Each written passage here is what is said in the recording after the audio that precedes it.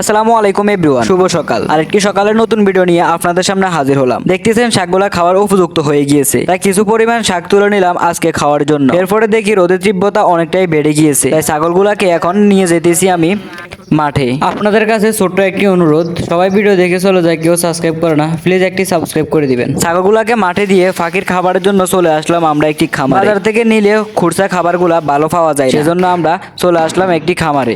ফাঁকির জন্য কিছু খাবার নিয়ে চলে আসলাম বাড়িতে, কিন্তু আমাদের কাছে উপযুক্ত পাত্র ছিল না ফাঁকিকে খাবারগুলো দিতে। আগে খাবারগুলো যেভাবে দিতাম তাতে অনেক খাবার নষ্ট হয়ে যেত, আর যাতে নষ্ট না হয় সেটা আমরা মাথায় রেখে কিছু বক্স নিয়ে নিলাম। একটা বক্সের ভিতরে আরেকটা বক্সে দিলাম সুপারগুলো দিয়ে ভালো করে আটকিয়ে। এরপরে বক্সের ভিতরে খাবার দিয়ে ওই মুখের সাথে দিলাম লাগিয়ে। খাবারের পাত্রটি রেডি হয়ে যাওয়ার পরে আমরা নিয়ে গেলাম ফাঁকির কাছে। দেখতেছি ফাঁকি এটা থেকে সুন্দর করেই খাবার খাইতেছে।